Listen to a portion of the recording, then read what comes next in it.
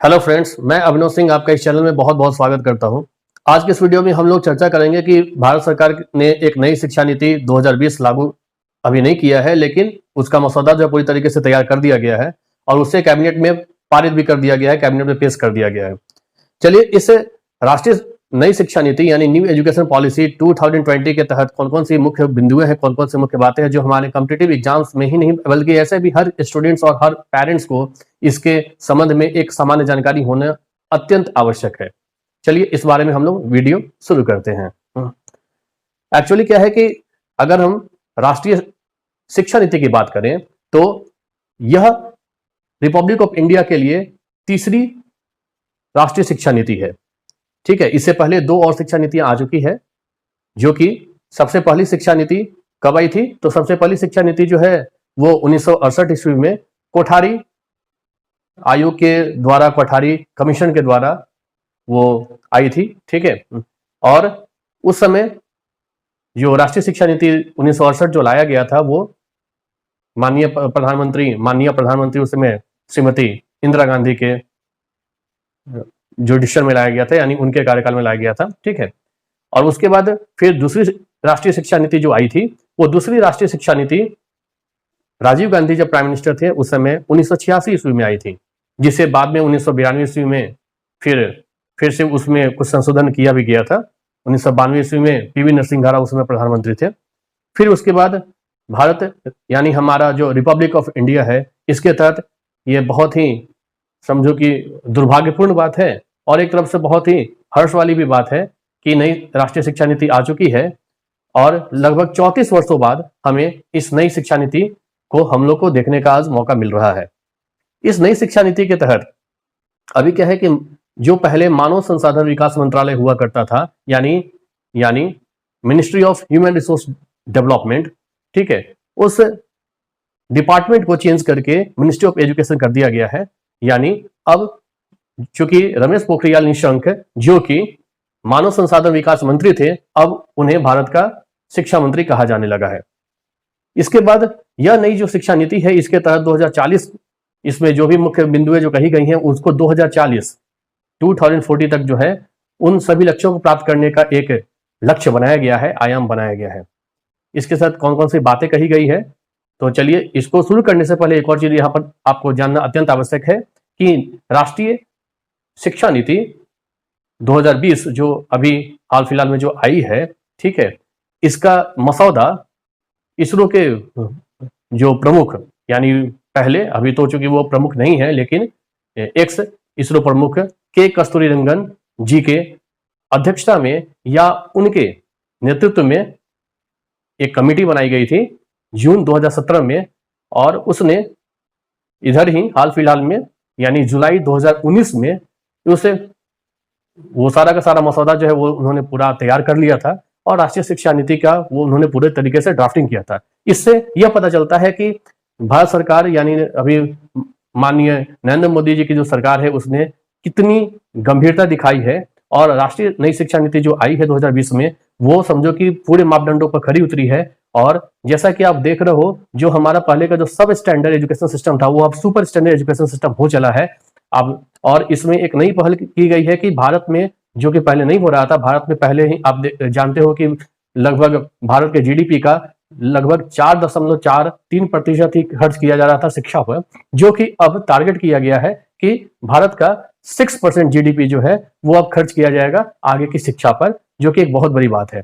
क्योंकि अगर आप डेवलप्ड कंट्रीज को देखो ही नहीं बल्कि डेवलपिंग कंट्रीज को भी अगर आप देखते हो, यानी दुनिया के दूसरे कंट्रीज को भी देखो, जो कि बहुत ज्यादा, चाहे उनका जैसा भी इकोनॉमिक, एजुकेशनल या जैसा भी उनका सिनेरियो रहा हो, चाहे वो आर्थिक रूप से सबल हो या निर्बल हो, लेकिन वो एजुकेशन पर बहुत ही ज्यादा खर्च करते हैं।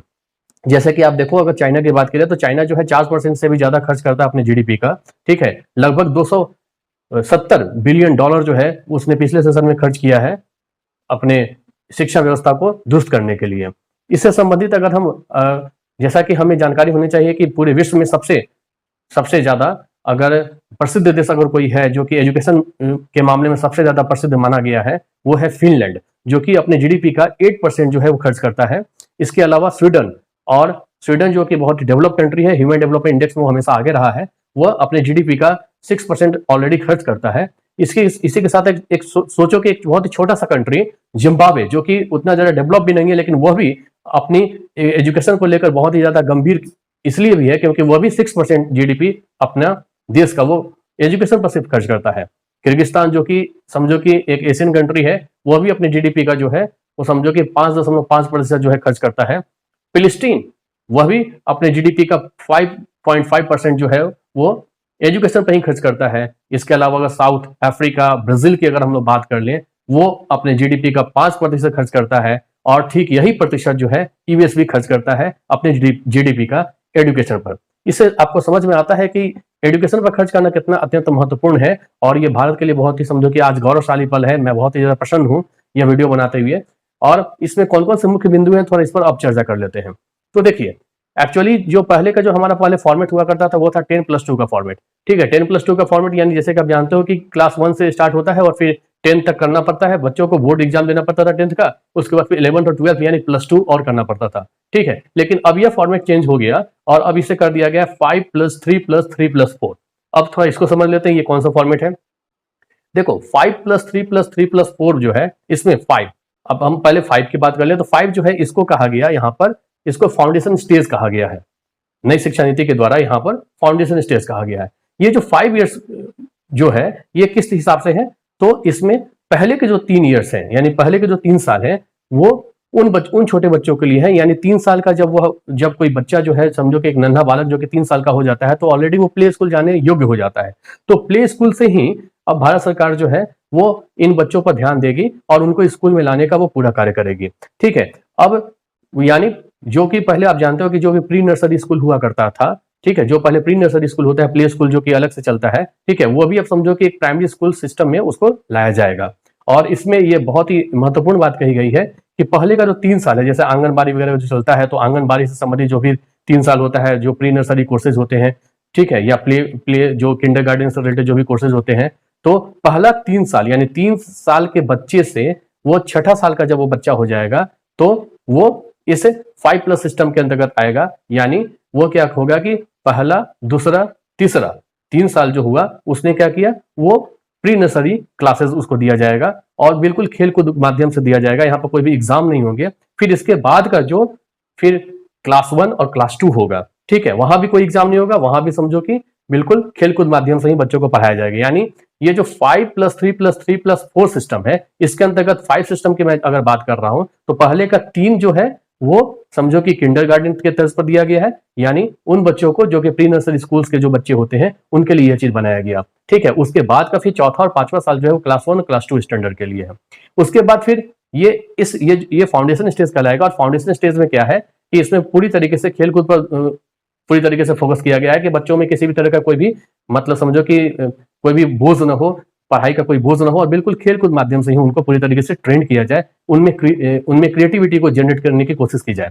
फिर उसके बाद का जो स्टेज है वो जो कि 5+3, अब 3 सिस्टम की अगर हम बात करें तो 3 सिस्टम जो है उसको कहा गया प्रिपरेटरी फोर्स, प्रिपरेटरी स्टेज। ठीक है, प्रिपरेटरी स्टेज जो होगा यहाँ किस वर्ष के बच्चों के लिए है, तो पहले का चूंकि मैंने बताया था कि वो अब यहाँ पर जो आएगा वो 8 साल के बच्चों से स्टार्ट होगा। ठीक है, यानी कहने का मतलब कि अब 3rd क्लास, 4th क्लास और 5th क्लास, ये जो 3 क्लास है, ये 3 क्लासेज आएंगे +3 सिस्टम के अंतर्गत, जिन्हें प्रिपरेटरी स्टेज कहा गया। और इस स्टेज में क्या किया जाएगा, इस स्टेज में क्या किया जाएगा कि बच्चों को उनकी क्षेत्रीय भाषा में ही, लोकल लैंग्वेज में, हालांकि इसको मैंडेटरी नहीं किया गया है, यहाँ पर समझो कि जो शिक्षा मंत्रालय है उसने अब क्या किया है कि वहां पर मैंडेटरी टर्म न यूज करके रिकमेंडेड टर्म को यूज किया है। यानी बहुत ज्यादा प्रेशर नहीं है। हाँ, क्षेत्रीय भाषा की उपयोगिता को बढ़ाने के लिए, उसकी महत्ता को बढ़ाने के लिए यहाँ पर क्षेत्रीय भाषा के में ही, लोकल लैंग्वेज में ही वहां पर इन बच्चों को क्लास 3rd से क्लास 5th तक के बच्चों को यहाँ पर नई तरीके से यहाँ पढ़ाया जाएगा, समझाया जाएगा और इनको भी खेलकूद माध्यम से ही यहाँ पर सिखाया जाएगा। हाँ, कुछ क्रिएटिव थिंकिंग यानी स्किल डेवलपमेंट पर यहाँ पर जोर दिया गया है। ठीक है, तो यह था प्रिपरेटरी स्टेज। प्रिपरेटरी स्टेज जो होगा ये क्लास 3rd से क्लास 5th, और क्लास 3rd में पहली बार एग्जामिनेशन सिस्टम स्टार्ट होगा, यानी क्लास 2 तक कोई भी एग्जाम नहीं लिया जाएगा। ये बहुत ही अच्छी बात है बच्चों के लिए। और क्लास 3 से पहला एग्जाम लिया जाएगा, ठीक है, जो कि स्टार्ट होगा प्रिपरेटरी स्टेज में। ठीक है। उसके बाद अगर हम 5+3 सिस्टम हो गया, अब फिर आगे का फिर +3 सिस्टम की बात करें तो +3 सिस्टम जो होगा वो होगा 6th 7th और 8th के स्टूडेंट्स के लिए, ठीक है। और वह जो स्टेज कहलाएगा वो मिडिल स्टेज कहा है। यहाँ पर मिडिल स्टेज में क्या होगा, मिडिल स्टेज में बच्चों के कार्य कुशलता पर गौर किया जाएगा और उनको स्किल डेवलपमेंट की यहाँ पर कोशिश की जाएगी। और इसके लिए जो कई सारे जो सब्जेक्ट्स होते हैं, मैथ्स है, इंग्लिश है, या इंग्लिश को यहाँ पर देखो कंपलसरी नहीं कहा गया है, ठीक है।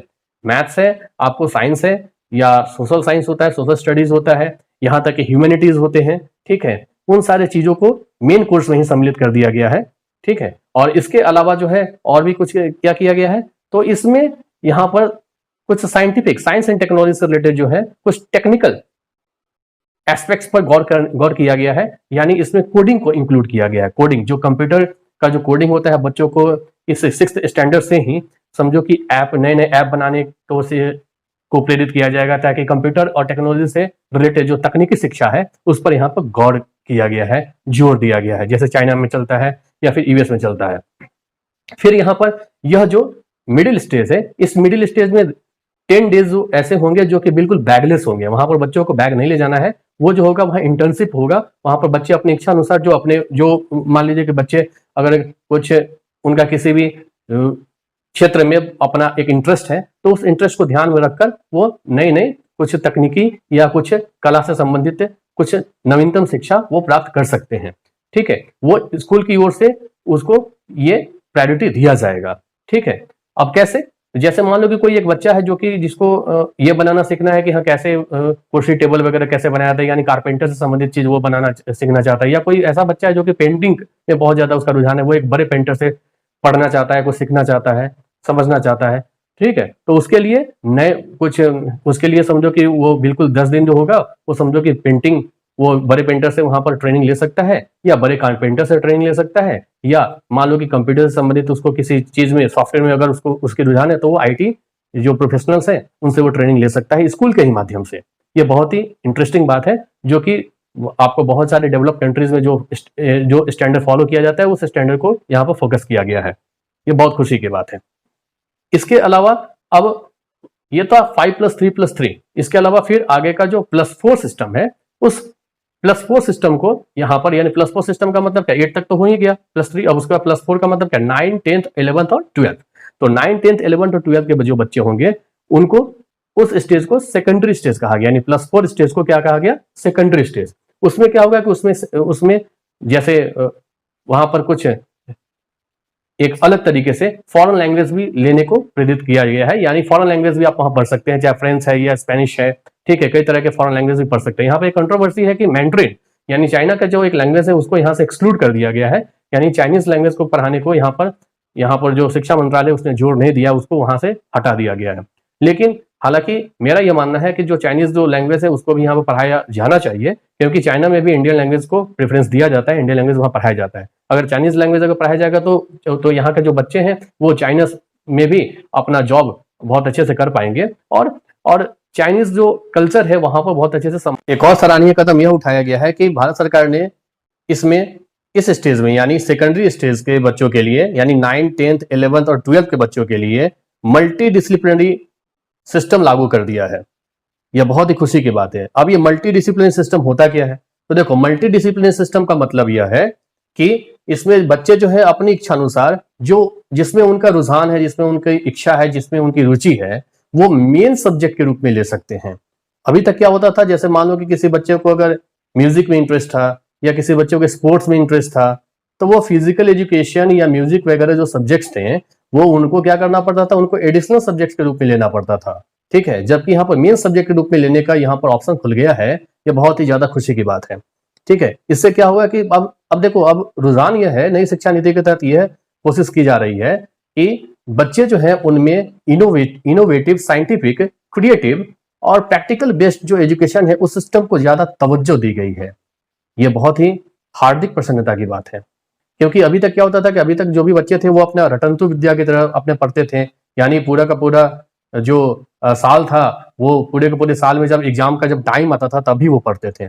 लेकिन यहाँ पर क्या कर दिया, एग्जामिनेशन सिस्टम को भी बहुत बेहतर बना दिया गया है। एग्जामिनेशन सिस्टम को कैसे बेहतर बनाया गया है, तो यहाँ सेमेस्टर सिस्टम कर दिया गया है, यानी सेमेस्टर हर 6 महीने पर आपका एग्जाम होगा, यानी ऐसा नहीं है कि पूरे साल भर का जो कोर्स है वो आप बस 1 महीने पहले ही आप बैठकर याद करना शुरू करो और रट कर आप किसी तरीके से अच्छे मार्क्स भी मिल जाते थे, अच्छे मार्क्स भी बहुत सारे बच्चे ले आते थे, प्राप्त कर लेते थे। तो वो चीज नहीं है, अब रियल नॉलेज में फोकस किया गया है, यानी पूरी तरीके से जो आप असल जो नॉलेज है, असल जो ज्ञान है, उस पर यहाँ पर पूरी तरीके से फोकस किया गया है। ठीक है, बहुत ही ज्यादा खुशी की बात है। इसके अलावा क्या किया गया है, इसके अलावा जो एग्जामिनेशन सिस्टम है उसमें बहुविकल्पीय प्रश्नों को भी समाहित किया गया, यानी ऑब्जेक्टिव बेस्ड क्वेश्चंस जो रहेंगे वो भी रहेंगे और जो सब्जेक्टिव बेस्ड जो क्वेश्चंस है वो भी रहेंगे, यानी दोनों तरह का सिस्टम यहाँ पर मेंटेन रखा गया है। इसके अलावा जो है यहाँ पर रिपोर्ट कार्ड जैसे जो बनता था, जो रिपोर्ट कार्ड बनता था, जो प्रोग्रेस रिपोर्ट कार्ड जो बनता था, उसमें भी थोड़ा बदलाव किया गया है। यानी जैसे पहले रिपोर्ट कार्ड में जो होता था उसमें बदलाव करके अब यह किया गया है कि अब यहाँ पर 3 तरीके से रिपोर्ट कार्ड बनेंगे, यानी 3 बेसिस पर रिपोर्ट कार्ड बनेगा। पहला, जो स्टूडेंट जो होगा वो अपने खुद सेल्फ इवैल्यूएशन करेगा कि वो किस लायक है, उसको कैसा ग्रेड, कितना ग्रेड, किस तरह का ग्रेड उसको मिलना चाहिए। उसके अलावा दूसरा जो बेसिस होगा वो होगा उनके बैचमेट्स का, उनके स्टूडेंट्स का। यानी कहने का मतलब मान लो अगर क्लास 10th के स्टूडेंट्स हैं तो क्लास 10th में जो भी उसके जो क्लासमेट्स हैं, जो उनके बैचमेट्स हैं, वो क्या सोचते हैं उसके बारे में। ठीक है, इससे क्या होगा कि इससे उस बच्चे में एक सामाजिक रूप से एक सामाजिक समझो कि विद्वता भी उसमें समाहित होगी और वो उन बच्चों के साथ एक अपना अच्छा व्यवहार रखेगा, बनाकर रखेगा, अच्छा बिहेवियर बनाकर रखेगा, तो एक सामाजिक गुण भी उसमें आएगा। इसलिए अच्छा बिहेवियर बनाकर रखेगा क्योंकि ताकि जो बच्चे हैं वो भी तो उसका मार्क्स कहीं कम न कर दें, इसके लिए वो एक अच्छा बिहेवियर सभी बच्चों से बनाकर रखेगा। तो इसलिए क्या हुआ, ये भी सिस्टम लागू रखा गया है। यानी इसके तहत क्या किया गया कि पहला जो बेसिस होगा रिपोर्ट कार्ड का, इवैल्यूएशन का, वो मूल्यांकन, स्व मूल्यांकन होगा, वो बच्चा खुद करेगा मूल्यांकन, अपने आप को खुद आंकेगा। दूसरा जो मूल्यांकन का आधार होगा वो उनके बैचमेट्स होंगे, क्लासमेट्स होंगे, और तब जाकर तीसरा जो आधार होगा उनके टीचर्स होंगे।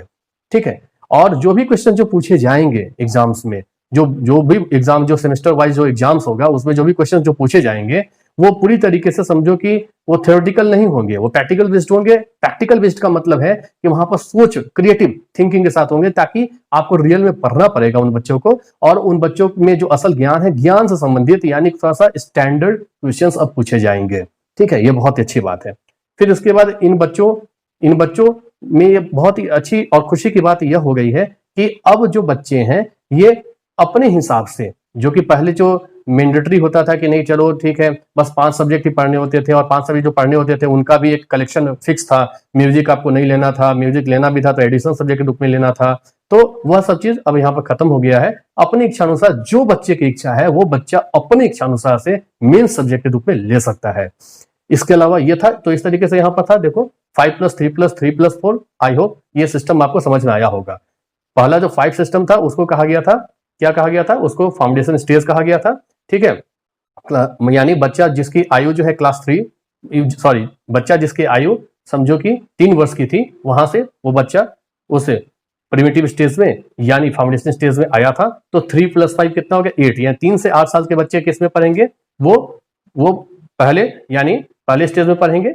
ठीक है, और वो पहला स्टेज क्या था, वो पहला स्टेज था फाउंडेशन स्टेज। उसके बाद फिर प्रिपरेटरी स्टेज आएगा। प्रिपरेटरी स्टेज जो होगा वो +3 सिस्टम चलेगा, यानी अब फिर उसमें 8 से ऊपर यानी 9, 10th, 11th, 9, 10th, 11th नहीं, मतलब 9th years old, 10th years old और 11th ईयर्स ओल्ड जो बच्चे होंगे वो फिर उस सिस्टम के तहत पढ़ेंगे, यानी वो 5वीं क्लास तक का वो सिस्टम होगा। फिर उसके बाद 6ठे, 7वें और 8वें जो क्लास होगा, जिस स्टेज को कहा गया मिडिल स्टेज, उसमें क्या होगा कि 12, 13 और 14 साल के बच्चे पढ़ेंगे। और फिर आगे का जो फिर +4 सिस्टम होगा जिसे सेकेंडरी स्टेज कहा था, उसमें 15, 16, 17, 18 वर्ष के बच्चे वहां पढ़ेंगे। तो इस तरीके से ऑटोमेटिकली पहले क्या था कि 6 साल से 14 साल के बच्चों को निःशुल्क शिक्षा मिलती थी, अब ऑटोमेटिकली इस सिस्टम से क्या होगा, इस सिस्टम से लाभ होगा और 18 वर्ष तक के बच्चे जो होंगे वो मुफ्त और निःशुल्क शिक्षा का लाभ उठा सकेंगे। अब हम थोड़ा सा आगे क्या सिस्टम हम लोग समझ लेते हैं कि आगे क्या होगा, यानी अब 12th के बाद क्या होगा। तो देखो 12th के बाद यानी 10th के बाद एक और चीज क्या होता था, 12th से भी पहले मैं थोड़ा बात कर ले। ठीक है, 10th के बाद क्या होता था कि 11, 12 में सेकेंडरी सिस्टम, सेकेंडरी स्टेज की हम अभी बात कर रहे हैं। तो उसमें क्या होता था, पहले क्या होता था कि पहले आप बाध्य थे, यानी स्ट्रीम सिस्टम पहले था, अब स्ट्रीम सिस्टम को बिल्कुल हटा दिया गया। यानी कहने का मतलब पहले होता था कि जैसे मान लो कि आपको अगर साइंस बच्चे को थोड़ा सा रूडली बच्चे को एकदम रिजिड कर दिया जाता था कि देखो तुम अगर साइंस स्ट्रीम लोगे तो साइंस के सब्जेक्ट्स पढ़ने हैं, आर्ट स्ट्रीम लोगे तो आर्ट के सब्जेक्ट्स पढ़ने हैं, कॉमर्स स्ट्रीम लोगे तो कॉमर्स के सब्जेक्ट्स पढ़ने होंगे। ठीक है, यानी अब यहाँ पर वो मैंडेटरी सिस्टम जो है वो खत्म कर दिया गया है। जैसे मान लो कि मेरी इच्छा जो है, मेरा इंटरेस्ट जो है वो अगर मान लो फिजिक्स में है, तो पहले क्या था कि फिजिक्स में मेरा इंटरेस्ट है और अगर मेरी इच्छा जो है पॉलिटी में भी है, पॉलिटी साइंस में भी इंटरेस्ट है, तो बावजूद मुझे कोई एक ही स्ट्रीम चूज करना पड़ता था। या तो मैं साइंस से जाऊंगा तो फिजिक्स लेकर पढ़ूंगा, या फिर अगर मैं आर्ट्स में जाऊंगा तभी पॉलिटी का सहारा लेना पड़ेगा। वैसा नहीं है अब क्या होगा कि मान लो कि तुम्हारा जो भी मन है, तुम्हारा जो भी इच्छा है, तुम्हारे अनुसार से है, यानी बच्चों के अनुसार से होगा कि अगर मेरी इच्छा है कि फिजिक्स भी मैं लेकर पढूं, मैथ्स भी लेकर पढूं, इकोनॉमिक्स भी लेकर पढूं, हिस्ट्री भी लेकर पढूं, ठीक है, और अकाउंट्स भी लेकर पढूं, तो आराम से पढ़ सकता हूं मैं। ठीक है, ये बहुत ही अच्छी बात है, जो कि जैसे कि जो भी डेवलप कंट्रीज में जो होता है वो उसी इनोवेटिव तरीके से यहाँ पर ये सिस्टम लाया गया है। ठीक है, जैसे अगर कई सारे बच्चे होते हैं जिनका इंटरेस्ट होता है हिस्ट्री में भी, ठीक है, वो हिस्ट्री में इंटरेस्ट होता है, उनको मैथ्स भी अच्छा लगता है, तो मैथ्स और हिस्ट्री का कोई कॉम्बिनेशन बनता नहीं था पहले। अब क्या है कि अब ऐसा चलेगा, अब बिल्कुल इस तरीके से भी बच्चे अपनी विद्वता अनुसार, अपने इंटरेस्ट के अनुसार से वो आगे अपनी शिक्षा को बढ़ा सकते हैं। ये 12 सिस्टम जो कि पॉलीस्ट्रीम सिस्टम था उसको खत्म कर दिया गया है। ठीक है, अब हम आगे की बात करते हैं ग्रेजुएशन में क्या होगा। तो देखो, बच्चा 12th के बाद जो है अगर एक कॉमन एप्टीट्यूड टेस्ट वो दे सकता है, एक कॉमन इंट्रेंस एग्जाम होगा। अगर उसको 12th में मार्क्स कम है तो वो इंट्रेंस एग्जाम देकर जो ग्रेजुएशन बेस्ड जो कई सारे जो बड़े बड़े यूनिवर्सिटीज हैं उनमें ग्रेजुएट होने के लिए वो अच्छे यूनिवर्सिटीज में भी दाखिला ले सकता है, उस टेस्ट में अच्छे मार्क्स प्राप्त करके, अगर उसको कम मार्क्स 12th में भी आए हैं तो भी। ठीक है, अब उसके बाद फिर क्या है कि अगर ग्रेजुएशन में ही है अगर, तो देखो ग्रेजुएशन सिस्टम को जो है पूरी तरीके से 4 साल का कर दिया गया है। 4 साल का कर दिया गया है, मतलब अब इसमें एक और सिस्टम नया लाया गया है, क्या कि यहां पर कहा गया है कि मल्टीपल एंट्री और मल्टीपल एग्जिट सिस्टम लाया गया है। अब मल्टीपल एंट्री और मल्टीपल एग्जिट सिस्टम क्या है, तो इसमें क्या है कि जैसे मान लो कि पहले क्या होता था कि जैसे कई सारे बच्चे ऐसे होते थे जो कि मतलब समझो कि ग्रेजुएशन में फर्स्ट ईयर में पढ़ते थे, सेकंड ईयर भी उन्होंने कंटिन्यू किया, लेकिन किसी आर्थिक तंगी की वजह से या वो पढ़ाई को आगे कंटिन्यू नहीं कर पाते थे, या किसी भी वजह से जो है उनको पढ़ाई छोड़ना पड़ जाता था। ठीक है, और फिर जब उसके पास जब पैसे आते थे तब वो अगर पढ़ना चाहता था तो आगे पढ़ नहीं पाता था, क्योंकि आगे पढ़ने के लिए फिर से उसको पार्ट 1 से, यानी ग्रेजुएशन में फर्स्ट ईयर से उसको फिर से स्टार्ट करना पड़ता था। ठीक है, तो काफी सारे जो टाइम है वो उसके बहुत ज्यादा वेस्टेज हो जाते थे, ये समस्या थी। अब क्या है, अब ग्रेजुएशन में अगर मान लो कि अगर तुम्हारा ग्रेजुएशन जो है जो कि 4 साल का होगा, ठीक है, कम से कम 3 साल का ग्रेजुएशन सिस्टम है, यह भी यहाँ पर यह लागू रहेगा, और इस सिस्टम के तहत भी यहाँ पर बच्चों को आगे बढ़ने का मौका दिया जाएगा।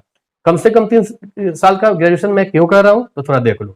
अगर मान लो कि ग्रेजुएशन में अगर फर्स्ट ईयर अगर तुमने अच्छे से पढ़ लिया है तो तुमको एक सर्टिफिकेट तुमको मिलेगा। ठीक है, यानी कहा जाएगा कि आप ग्रेजुएट सर्टिफिकेट हो। ठीक है, और उसके बाद अगर मान लो तुमने सेकंड ईयर कंप्लीट कर लिया है तो कहा जाएगा कि आप ग्रेजुएट डिप्लोमा हो। ठीक है, और अगर थर्ड ईयर भी कंप्लीट कर लिया है ग्रेजुएशन का तो कहा जाएगा कि अब आप ग्रेजुएट डिग्री हो, यानी आपको ग्रेजुएट डिग्री आपको मिल गया।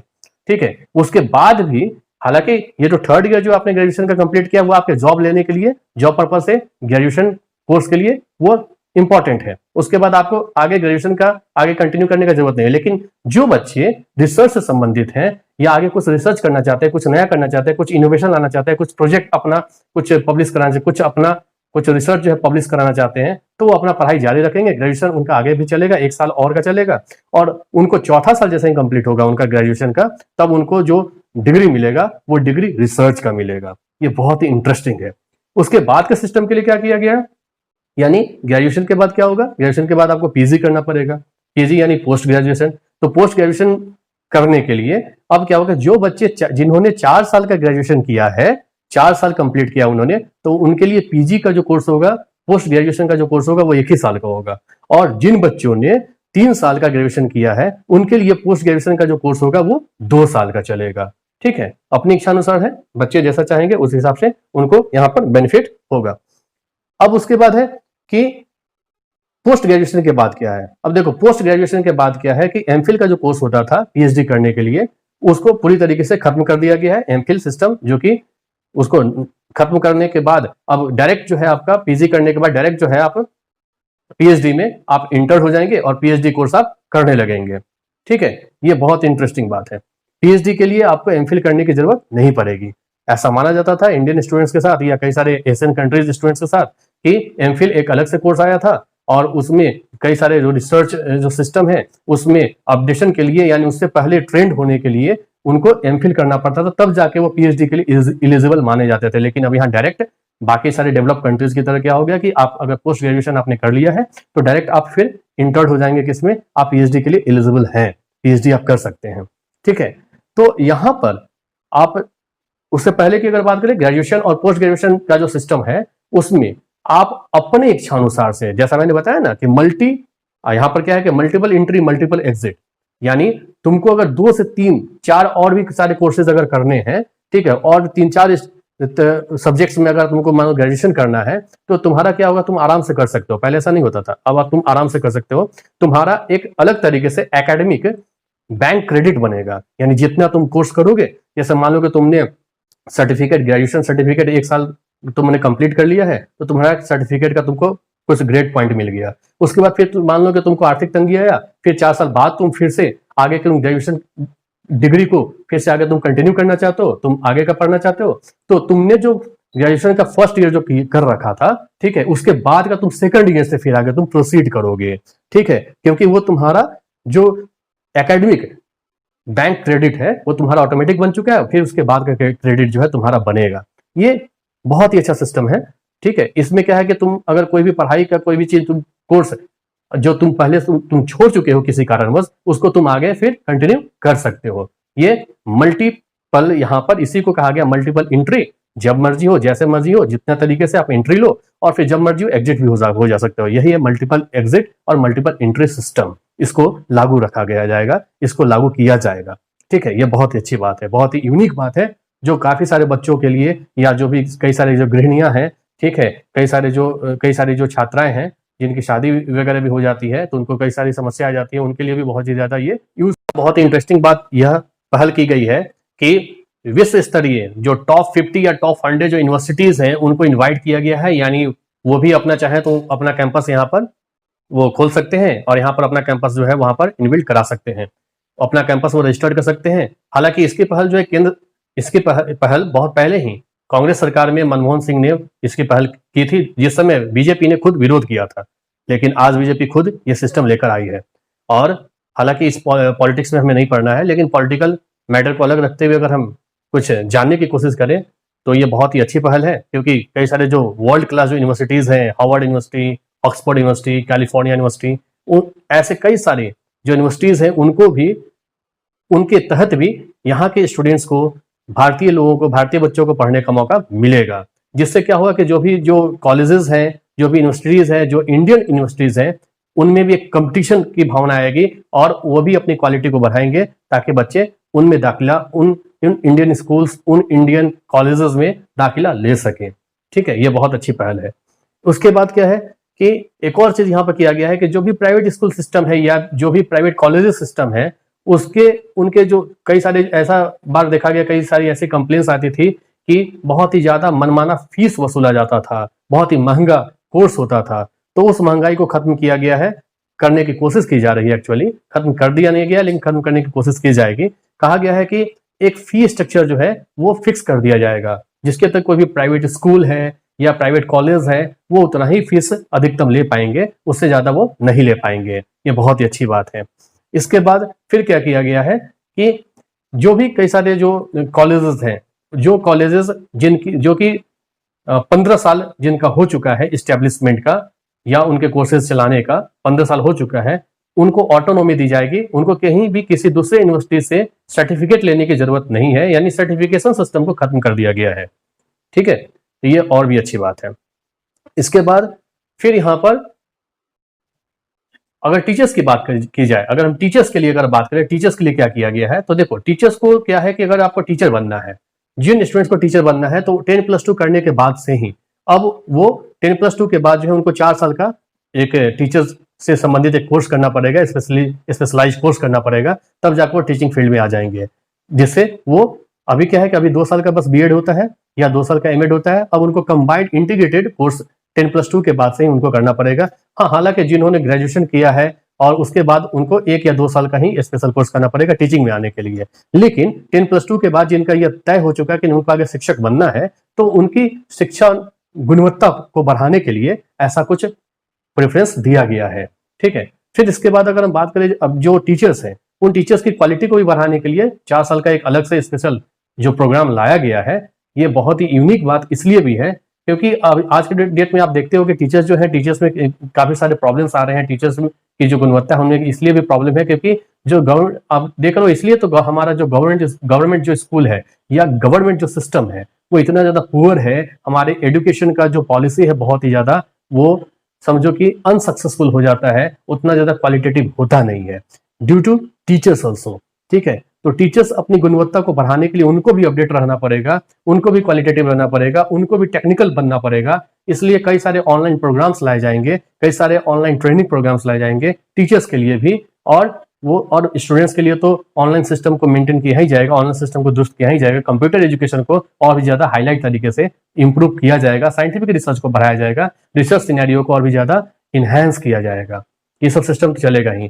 ठीक है, तो इस तरह से यहाँ पर ये जो न्यू एजुकेशन पॉलिसी जो है 2020 जो लाया गया है, इसका मैं बहुत ही ज्यादा स्वागत करता हूँ और तहे दिल से इसको स्वीकार करता हूँ। हालांकि इसके कुछ डिसएडवांटेजेस भी हैं। अब डिसएडवांटेज क्या है अगर हम उसकी बात कर ले तो देखो, डिसएडवांटेज में सबसे बड़ा डिसएडवांटेज क्या है कि यहाँ पर लोकल लैंग्वेजेस को ज्यादा फोकस किया गया है, इंग्लिश को उतना ज्यादा प्रायोरिटी नहीं दिया जा रहा है, जिसकी वजह से जो साउथ इंडियन जो भी स्टेट्स हैं वो बहुत ही ज्यादा इसको क्रिटिसाइज कर रहे हैं। लेकिन फिर भी क्योंकि इंग्लिश लैंग्वेज को इसलिए भी प्रमोट किया जाना जरूरी था क्योंकि इंग्लिश एक ग्लोबल लैंग्वेज है। इंग्लिश लैंग्वेज होने की वजह से क्या होता है कि चाइनीज के कंपैरिजन आप देखोगे या अदर कंट्रीज के कंपैरिजन देखोगे कि इंडियन जो होते हैं वो बहुत ही ज्यादा जॉब प्राप्त करते हैं दूसरे कंट्रीज में जाकर, क्योंकि इंग्लिश उनको बहुत ही अच्छे से समझ में आता है और इंग्लिश जो कि ग्लोबल लैंग्वेज है उसका उनको बहुत ही ज्यादा एडवांटेज, जो एडवांटेज अगर ये सिस्टम मैंडेटरी इंग्लिश को अगर किया जाता तो और भी ज्यादा बेहतर हो पाता। ठीक है, लेकिन सरकार ने यहाँ पर लोकल लैंग्वेज को और भी ज्यादा प्रमोट किया है, ये एक तरह से और अच्छी बात है, इसलिए क्योंकि हमारे जो लोकल लैंग्वेजेस हैं उनको भी इंप्रूव करना, उसके सिस्टम को भी इंप्रूव करना, उनके वोकैब को भी इंप्रूव करना बहुत ही ज्यादा जरूरी हो गया है। इसलिए क्योंकि हम इंटरनेशनल लैंग्वेज या फिर फॉरेन लैंग्वेज पर हम कितना ज्यादा डिपेंडेंट रहेंगे। ठीक है, इसलिए भी हमें अपने लैंग्वेज को भी और भी ज्यादा इंप्रूव करना, समझना बहुत ज्यादा जरूरी अब हो ही गया है। इसके अलावा एक और डिसएडवांटेज क्या है हमारे इस न्यू एजुकेशन पॉलिसी का, कि यहाँ पर जैसा कि हम जानते हैं कि एजुकेशन जो है ये कंकरेंट लिस्ट में आता है, यानी संघीय ढांचा है, संघीय सूची में। लेकिन यहाँ पर इस शिक्षा नीति के तहत जो शिक्षा को सेंट्रलाइज किया गया है, यानी जो केंद्र सरकार है वो अपनी शिक्षा नीति को पूरी तरह से राज्य सरकार पर थोपेगी और राज्य सरकार यहाँ पर कुछ भी अपना नया करना चाहे तो वो नहीं कर सकती है। यानी उनको पूरी तरीके से केंद्र सरकार की इस नई शिक्षा नीति को पूरी तरीके से मानना ही पड़ेगा और पूरी तरीके से लागू करना ही पड़ेगा। इसमें वो अपने तरीके से कुछ इंप्रूवमेंट कर सकती है लेकिन इसके ढांचा को वो चैलेंज नहीं कर सकती है। ठीक है, ये बहुत ही ज्यादा यूनिक बात है। हालांकि ये आप अपने तरीके से इसको देख सकते हो। मैं चाहूंगा कि आप यहाँ पर कमेंट करो बच्चों, या जो भी व्यूअर्स है जो देख रहे हैं, क्योंकि यह जो हमारा जो वीडियो है ये पेरेंट्स और स्टूडेंट्स को डेडिकेटेड है। आप यहाँ पर कमेंट करके बताना कि आपको इस न्यू एजुकेशन पॉलिसी में, इस न्यू एजुकेशन सिस्टम में, नई शिक्षा नीति में आपको कौन सी बातें अच्छी लगी और कौन सी बातें बुरी लगी। आपको सरकार की ये जो पहल है आपको कितना ज्यादा अच्छा लगा, इसमें कौन सी बात आपको एडवांटेजियस लगी और कौन सी बात जो है डिसएडवांटेजियस लगी, आप इसमें कमेंट करके बताना। तो चलिए मिलते हैं नेक्स्ट वीडियो में। Thank you very much, thanks a lot, God bless you.